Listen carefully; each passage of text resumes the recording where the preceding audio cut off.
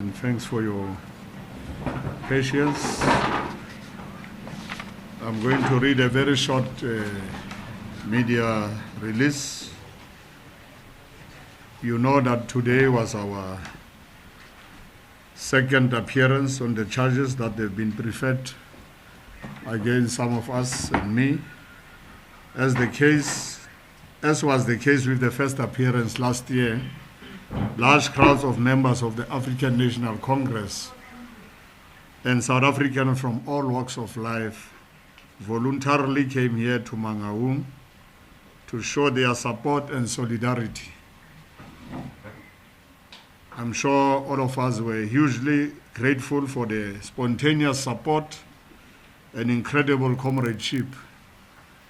And last year, after my first appearance, I was able to address the comrades who gathered in their numbers. And it was possible to thank comrades in person. Unfortunately, today it was not possible to address everyone who came because of the second wave of COVID-19 pandemic and the resultant level of level 3 restrictions and protocols. And we just wanted to show that we have to lead by example by making sure that we encourage South African public to behave in a particular way, to always respect the restrictions and protocols, sanitize. I was impressed that I saw a lot of people wearing masks. And the crowd that gathered today, even under these lockdown restrictions, seems to have done everything possible to comply. It's important that in all our actions we prioritize saving lives of all South Africans, regardless of conditions or circumstances we find ourselves in. After all, humanity must strive, after all. I want to thank everyone, inclusive of ordinary community members, our faith-based formations.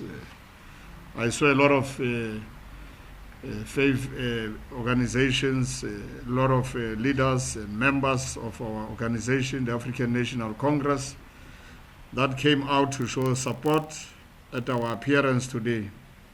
And I don't take this for granted and fully appreciate the mature and responsible manner in which they handled this challenging situation.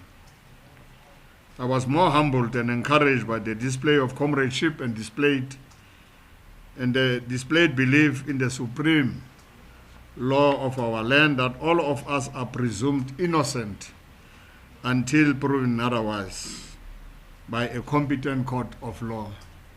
A real universal principle, and I'm sure all over the world you can see it. You can go even to Israel. The Prime Minister of Israel is in court, but he's still the Prime Minister because he's presumed innocent until proven otherwise by a competent court of law.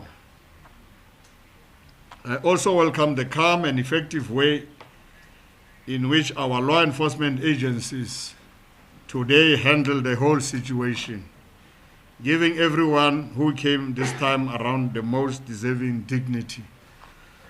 Both communities, members who were here, leaders who were here, the police, I think they deserve to be given this time around. I think they behaved properly. And our membership from all over the country, there was no single province which was not here, no single region which was not here. When the whole matter against me is concluded, history will certainly absolve some of us, and at that point I will be able to express myself to the public. I have by all means avoided the obvious temptation to speak about the merits and demerits of the ongoing case, because I'm sure you know by now that the indictment is voluminous, and the lawyers are actually looking at that, and we are studying everything. This is all because I respect our courts, and I always take counsel from my competent legal team. If it was me, I will just talk, but from time to time, legal practitioners have to advise us.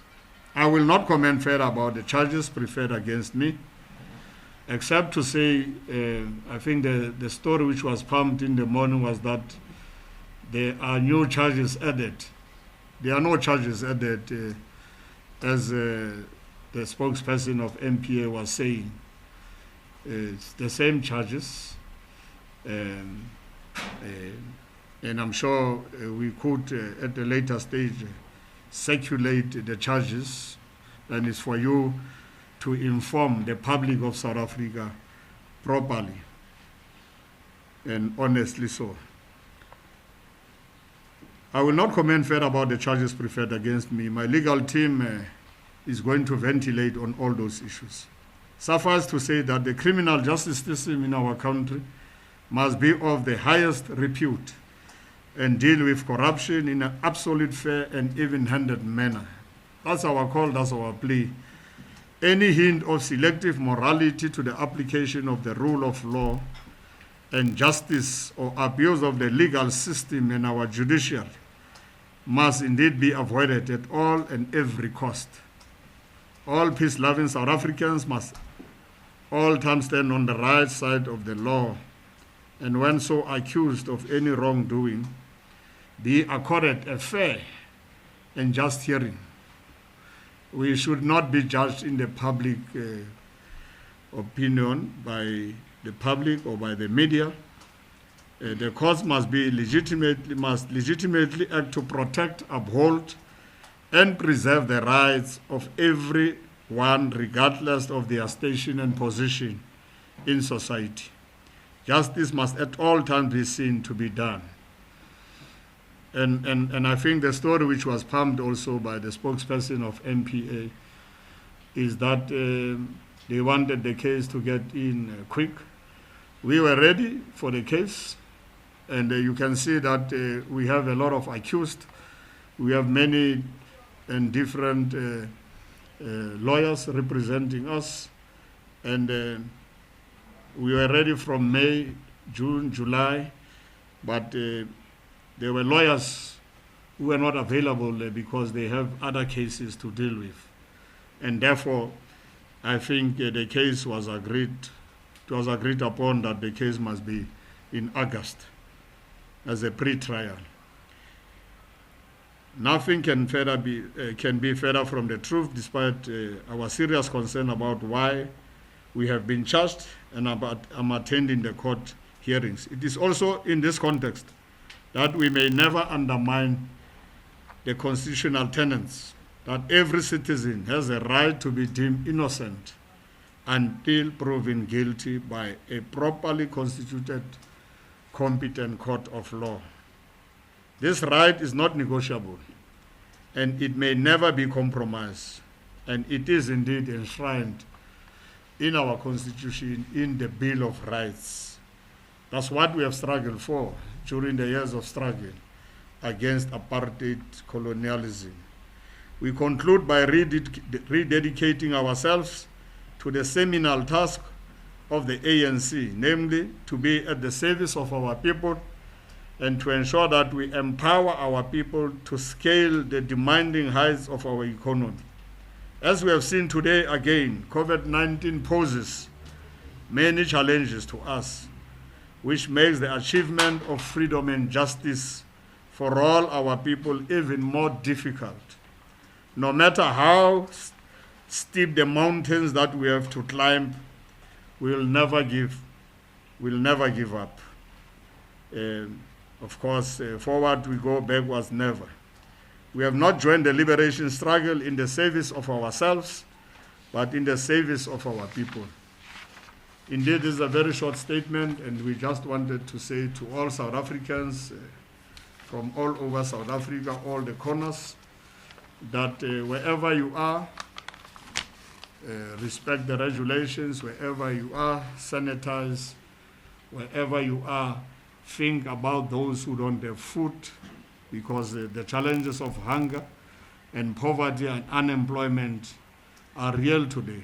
The challenges of black business dying or businesses dying.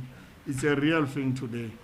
And that's why we want to say the struggle continues until everyone in South Africa, especially the working class and the poor, the marginalized, are actually covered. This is what our short statement is all about. Thank you very much.